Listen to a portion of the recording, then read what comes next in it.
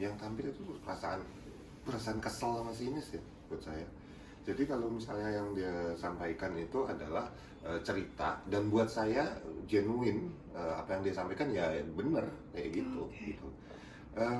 Dan secara logikanya dia masuk akal. Kalau misalnya memang itu adalah orang yang memang tanda petik diatur lah, kemudian untuk misalnya jelek-jelekin satu pihak gitu, tapi juga menampilkan apa namanya, semuanya kedekatan itu dengan gamblang di media sosial, ya agak lucu gitu buat saya. Logika nggak nyambung. Tapi kan pertanyaannya kan itu nyambungin aja kan netizen.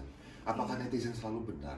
Banyak kan nggak benernya. Pernah bener iya, netizen bisa bener iya, tapi yang nggak benernya kan juga banyak, lebih banyak bahkan. Ya buat saya sih sebetulnya klarifikasi tersebut ya bagian dari apa namanya, bagian dari pemanfaatan isu juga sih, jadi konten juga gitu. Kenapa? Nggak perlu, kalau saya nggak perlu sepanjang cerita panjang lebar ke ujung gitu. Kalau saya di posisi dia, saya akan klarifikasi kejadian ini enggak, logika aja, saya gini, jadi nggak mungkin ini masuk akal. Ya, oke, thank you ya.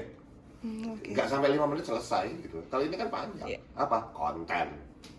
Oh, ada unsur kontennya di dalam itu. Pasti selalu konten. Apa sih dia di antara mereka yang nggak konten? Ya, orang kan sandung aja kalau perlu dijadiin konten gitu loh. Ya, yang aneh kan yang nonton. Kok mau kan ini ditonton gitu loh. Kayak hidup kita kurang drama aja, kurang banyak gitu. Tapi dia cemburu nggak sih Mas? Fuji nggak datang ke ultah anaknya tapi datang ke ultah Santi. Buat saya tidak tampil ekspresi bahwa dia jealous gitu. Satu, ekspresi jealous itu nggak ada yang bisa ditampilkan di ekspresi wajah. Apakah dia marah terhadap ketidakhadiran Fuji di ulang tahun anaknya? Jawabannya enggak. Jadi buat saya, kalau orang bilang bahwa dia jealous ini segala macam, ya logika aja gitu. Misalnya kalau misalnya nggak usah dipaksa-paksain gitu, jadi cerita, jadi konten lagi gitu. Tapi hubungan dengan mantan kawannya ini kelihatan dia dekat nggak sih Mas dari cerita yang dia uraikan itu? Deketnya secara profesional ya buat saya kelihatannya. Bukan deket yang deket-deket banget gitu, yang deket jadi kayak bestie segala macam. Saya nggak ngeliat itu. Saya ngeliat tahu bahwa mereka pernah kerja bareng gitu, pernah mungkin di hire gitu istilahnya gitu. Tidak lebih dari itu. Banyak bahwa kalau misalnya udah selama ini backup segala macam gitu ya, baik-baik aja kan, ada statement seperti itu sebetulnya ya. Ya buat saya setuju dengan Marisa Ica.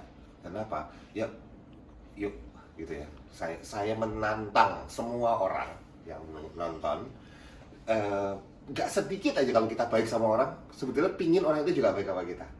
Siapapun yang berani ngomong bahwa oh enggak mas saya begini, itu teoritis, dah titik. Ya, pernah nggak dia ngeluh ketika dilakukan sesuatu sama orang lain gitu? Kalau lu nggak pernah ngeluh kayak gitu, artinya lo boleh dan berhak untuk kamu baik aja. Sah-sah saja seorang Marisa Ica untuk bilang bahwa ya minimal WA kali ya bos, istilahnya gitu. Sah-sah aja gitu loh. Sah-sah aja kalau dia kecewa gitu, tapi tidak marah. Sah-sah saja dia kecewa bahwa orang yang dia support, dia berbuat baik, kok gini sih gitu ya.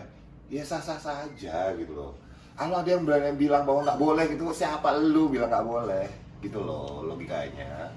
Ya, dan kalau misalnya yang pihak Fuji gitu ngomong, kita juga pernah bantu segala macam dan sebagainya gitu misalnya, sah-sah juga gitu.